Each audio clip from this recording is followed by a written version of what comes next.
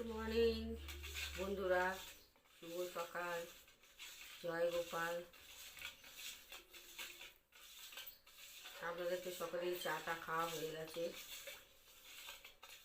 আমরা আজকে মা মেয়ে আর চা খাবো না, বুঝেছেন। এক গামলা ঠান্ডা ঠান্ডা কুল কুল সকাল সকাল কি নিয়ে বসেছি দেখুন।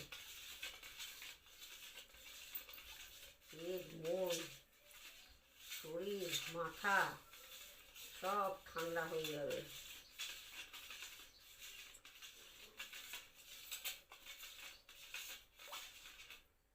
এই দেখুন,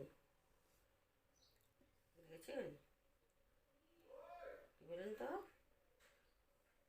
বেলের ঘোল, পাকা বেলের, বুঝতে পেরেছেন। ঘোলটা আমার মেয়ে বানিয়েছে, বানিয়ে তাকে ফ্রিজ থেকে বের করা হলো, পুরো আমি একটু চামচে দিয়ে গুলিয়ে নিচ্ছি। ওর হাতে তৈরি এই বেলের ঘোল, যে কোনো ঘোল শরবত খুব সুন্দর বানায় পিয়া, বুঝেছেন। পিয়াদি আজকে আর চা খাবো না, প্রচুর গরম, প্রচুর।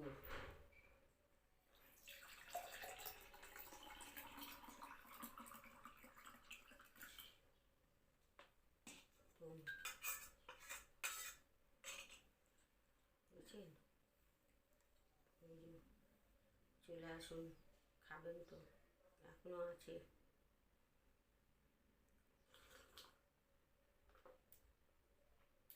এইবার খেয়ে যা।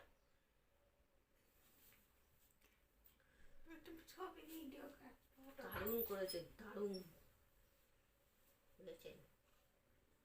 আমার মনে হচ্ছে না ও ঘোল বানানোতে পিএইচডি করেছে। সত্যিই ও খুব সুন্দর বানায়। আমের সিজনে এই যে এবার আম উঠবে, পাকা আম, আমের যে শরবত ও খুব সুন্দর বানায় ও। এই ডিপার্টমেন্টটাও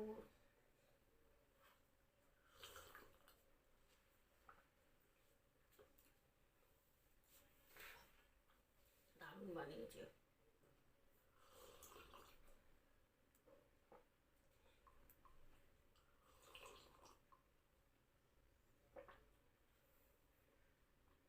চাটা খেলাম না, শরীর ভালো না এমনিতেই, গরমে সারা রাত ঘুম হচ্ছে না। পিয়া বলে মা চা খাবো না, চলো, কালকে ঘোলটা বানিয়ে রেখেছে ফ্রিজে, বলে চলো আমি ঘোলটা খাই, শরীর তো ঠিক রাখতে হবে। কালকে এমনি মাথা ব্যথা ঘুরে গেছে, দোকানে গেছিলাম 4-5 বার বসতে বসতে রাস্তায় এসেছি। এমনিতেই ও ভয় পাচ্ছে, বুঝে তোমাকে নিয়ে আর কোথাও বেরোনো যাবে না।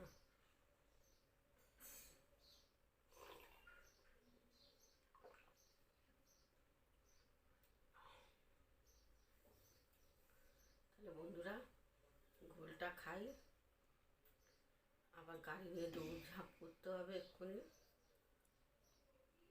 মানে গাড়ি বলতে আমি গাড়ি, অন্য কোনো আবার গাড়ির কথা ভাববেন না, কেন সেই সামর্থ্য নেই গাড়ি কেনার। একটা বাড়ি কেনারই সামর্থ্য নেই, ভাড়া বাড়িতে থাকি, আবার গাড়ি কিনবো। এসব ধনী ব্যক্তিদের জন্যে, আমাদের মতন গরিব ব্যক্তিদের জন্য সব জিনিস নয়।